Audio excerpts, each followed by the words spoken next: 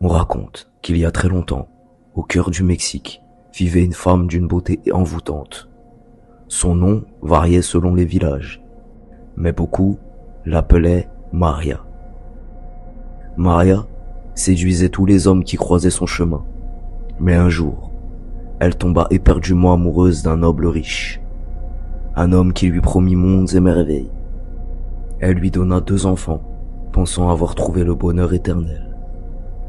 Mais son bonheur ne dura pas. L'homme finit par l'abandonner, séduit par une autre femme plus jeune, plus noble.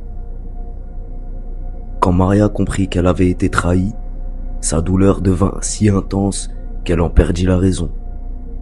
Dans un geste de désespoir, elle conduisit ses propres enfants jusqu'à la rivière et, sans réfléchir, elle les noya de ses propres mains.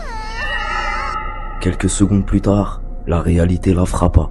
Ses enfants, ses trésors, venaient de disparaître à jamais. Dévorée par la culpabilité, Maria se jeta dans l'eau et mit fin à ses jours. Mais la mort ne lui apporta pas la paix. On dit que son esprit fut condamné à errer pour l'éternité, cherchant, hurlant, pleurant ses enfants perdus. Depuis ce jour, près des rivières et des lacs, son cri déchire encore la nuit. Les habitants l'appellent La Llorona, la femme qui pleure.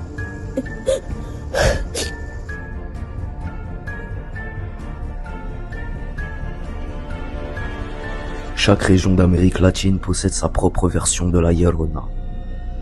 Dans certaines histoires, ce n'est pas un simple noble qui l'a trahi, mais un conquistador espagnol. Elle serait devenue la première victime des promesses brisées de la colonisation. D'autres versions racontent que son esprit rôde non seulement au bord de l'eau, mais aussi dans les villages, les forêts, les routes désertes. Toujours vêtue de blanc, toujours voilée. Beaucoup disent que la Llorona cherche à remplacer ses enfants perdus et qu'elle enlève les enfants qui sortent seuls la nuit. Certains jurent aussi que sa présence annonce la mort. Si vous l'entendez pleurer, c'est qu'une tragédie approche. Son apparence change selon les témoins. Pour certains, c'est une femme magnifique qui attire les hommes avant de révéler un visage cadavérique. Pour d'autres, ce n'est qu'une silhouette sombre flottant au-dessus de l'eau. Et la Llorona n'est pas unique. Elle rappelle d'autres figures légendaires. En Europe, la dame blanche qui hante les routes. En Irlande, la Banshee, messagère de mort. Mais en Amérique latine, la Llorona est bien plus qu'une légende. C'est une partie de la culture, transmise de génération en génération.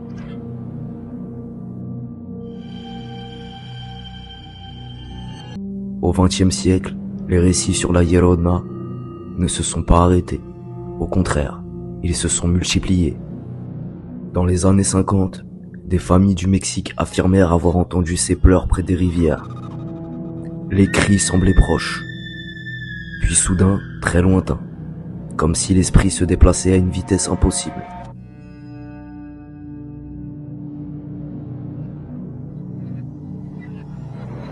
Dans les années 70, au Guatemala, un chauffeur de bus jura avoir vu une femme en blanc traverser la route. Quand il s'arrêta brusquement, elle avait disparu. Mais ses passagers jurent avoir entendu un cri glacé. Encore aujourd'hui, au Salvador, certains habitants racontent que leurs grands-parents ont vu la Llorona près des lacs, toujours seuls, toujours en larmes. Il existe même des enregistrements amateurs de bruits étranges, des pleurs, des gémissements, captés au milieu de la nuit. Les scientifiques y voient des cris d'animaux nocturnes, ou des sons déformés par l'écho, mais pour ceux qui l'ont entendu de leurs propres oreilles, il n'y a aucun doute. Et dans de nombreux villages, les parents utilisent toujours la Llorona pour éduquer leurs enfants. Ne traîne pas dehors la nuit, sinon la Llorona viendra te chercher. Peu importe les explications rationnelles, la peur de la Llorona, elle, reste intacte.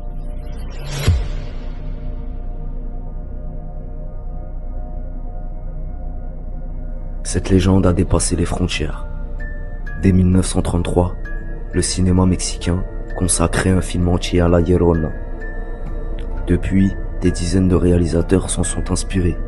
En 2019, même Hollywood s'y est intéressé, avec The Cruise.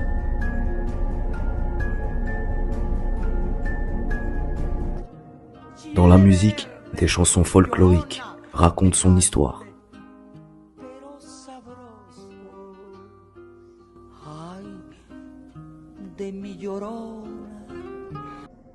Certaines reprises par des artistes célèbres. Dans la littérature, on la retrouve dans des contes, des nouvelles, des poèmes. Et même dans le tourisme. À Mexico, des spectacles nocturnes sur des bateaux mettent en scène la rencontre avec la Llorona. Les visiteurs dérivent sur les canaux, plongés dans l'obscurité, et soudain, une silhouette blanche surgit dans la brume.